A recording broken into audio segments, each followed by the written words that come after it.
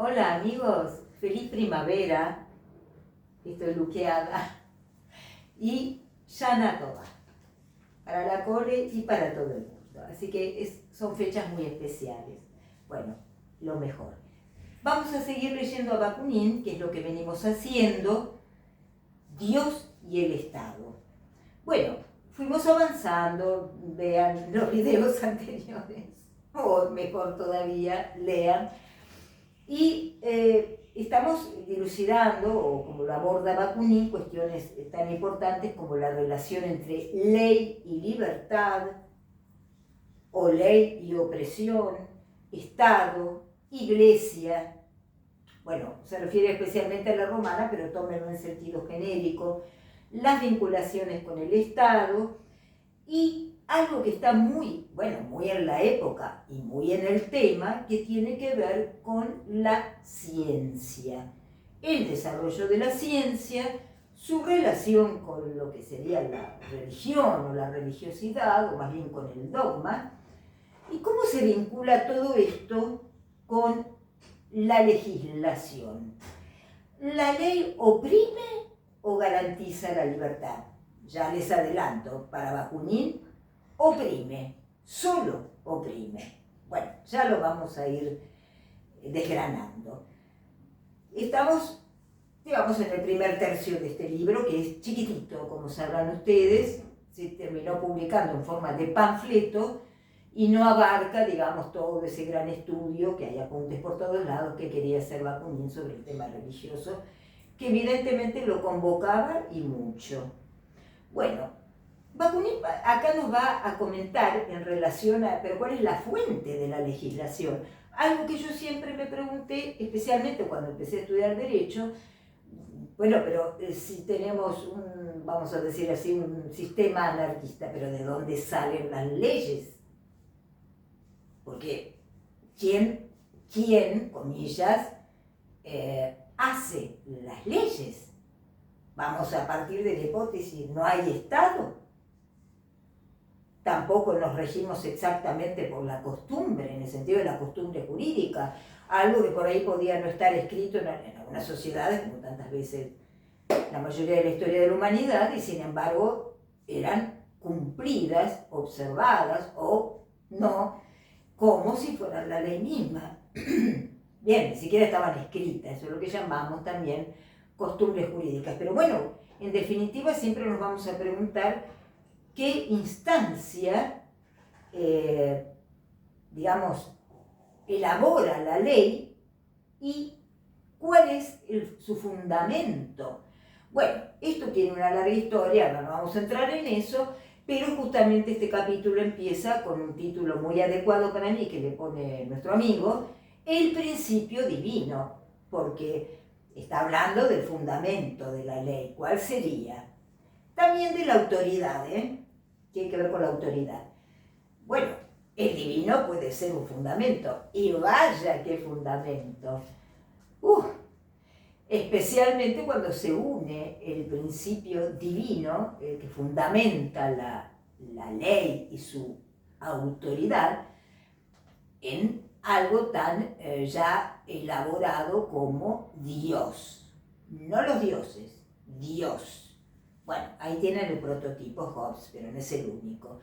Pero bueno, eso es lo que él quiere cuestionar.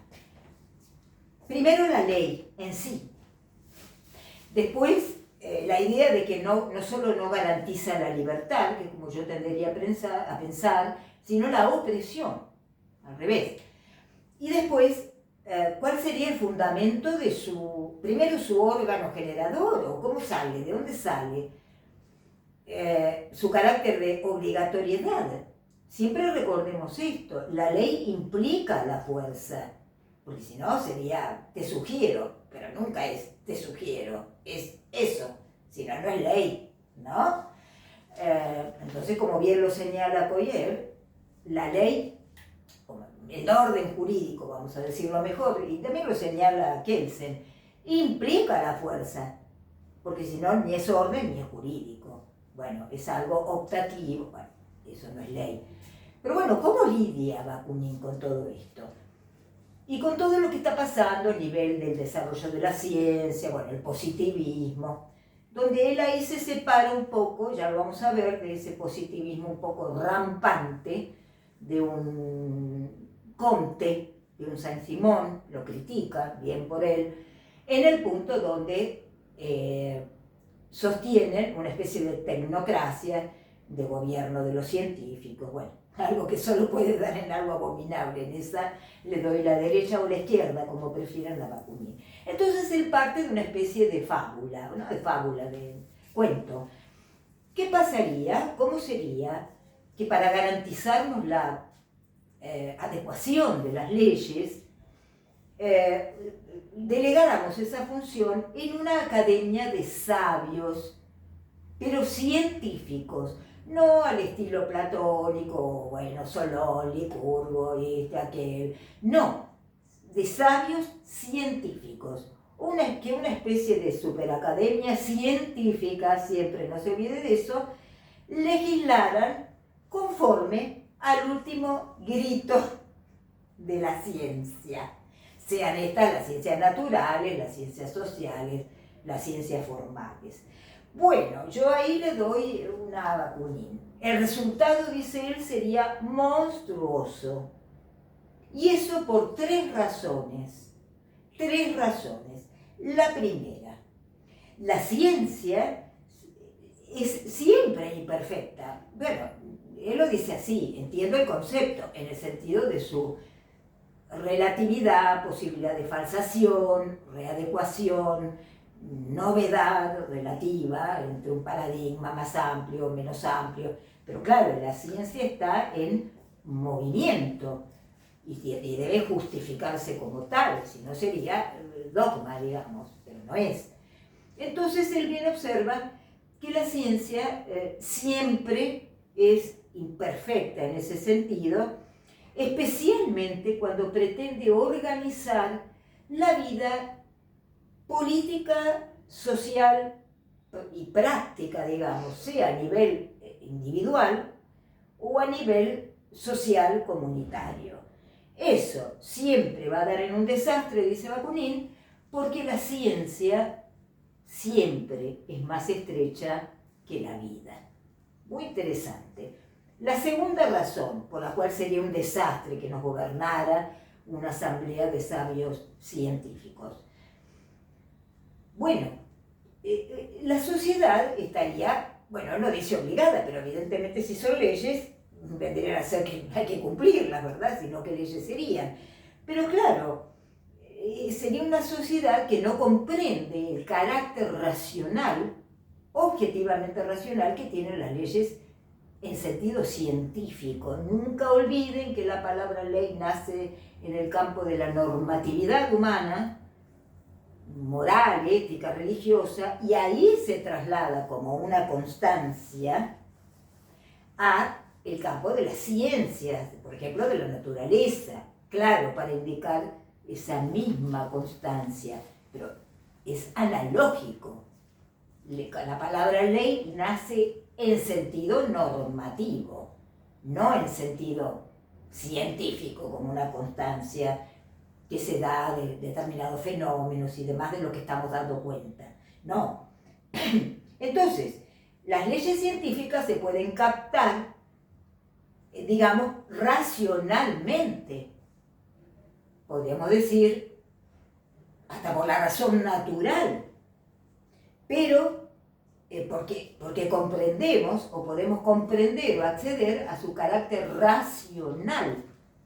En este sentido que les digo, ¿no? Bien, pero en ese caso, si pudiéramos captarlas y las asimiláramos a estas leyes que serían como políticas, a las científicas, y las enunciaran una asamblea de científicos sabios, aquí el profesor Neurus, entonces las tendríamos que comprender por su solo carácter racional, objetivo, no por su obligatoriedad, digamos. Por lo tanto, en ese caso, ni necesitaríamos asamblea, ni necesitaríamos leyes, claro, pero no se trata de ese tipo de ley. En ese caso las captaríamos, y ya no sería una mera imposición, sería lo que debe ser porque lo entendemos racionalmente. Ese sería otro defecto, digamos, otro problema. No las podemos captar, no por su obligatoriedad, porque las leyes científicas no son obligatorias, son, digamos, necesarias, dan cuenta de fenómenos o de factos o de cuestiones, pero no en el sentido de una obligatoriedad jurídica, moral o ética o religiosa, no. Bueno, él capta eso. Entonces, si dependiéramos lo mismo que antes de las leyes como mera imposición y no como algo que podemos captar por la razón de manera autónoma y no sean impuestas de manera heterónoma, bueno, estaríamos en la misma, dice él, serían mera imposición. Y la tercera razón, acá hay algo muy loco que aparece en el cuento.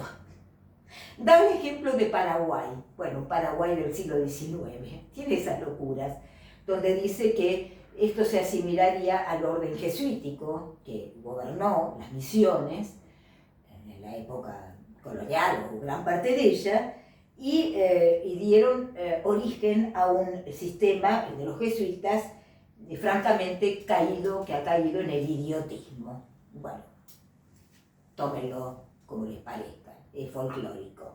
Volvamos al tema. La razón tercera por la cual sería un fracaso una asamblea de sabios científicos sería que, digamos, aunque esta asamblea estuviera investida de una autoridad, no sería así, o una soberanía absoluta, al modo de las asambleas populares, o pongamos a los órganos legislativos en una república, en una monarquía constitucional, como sería ser soberanas para pronunciarlas, digamos, sancionar leyes, y por más que todos estos fueran sabios, ilustradísimos, divinos y geniales, sería inevitable la corrupción, tanto la moral, ética, como la científica incluso, en el sentido que las academias, incluso las científicas, que no tienen este alcance, gracias a Dios, es inevitable que aburguesen, que a sus integrantes, que los coloquen en una posición de donde al final lo único que interesa es sostener el poder, y que este defecto no solo se da cuando los científicos se academizan, digamos, sino, y muy especialmente, cuando las asambleas legislativas, a la Rousseau, a la voluntad popular, también lo hacen. Bueno, en esa también me doy la izquierda, en el sentido de que terminan convirtiéndose en lo que son, una oligarquía política que por supuesto primero pone, basta ver cualquier congreso, no quiero hacer referencia, por delante sus intereses y su permanencia como oligarquía política, y desde ya que la voluntad popular es una ficción. Bueno, más allá de lo que pensemos de esto, porque de alguna manera nos tenemos que gobernar y quizás esa no sea la peor, esto para él llega a la conclusión de que nada de, digamos, de legislación es necesario. Bueno, ahí entramos en un tema que vamos a ver en el próximo video. Porque la ley, a diferencia de lo que en general pensamos, no garantiza la libertad. Lo único que garantiza es la opresión, aún saliendo, y hablar de una asamblea de sabios, ¿sí? En eso le doy la razón, pero aún saliendo de una asamblea de representantes de la voluntad popular. Ahora seguimos.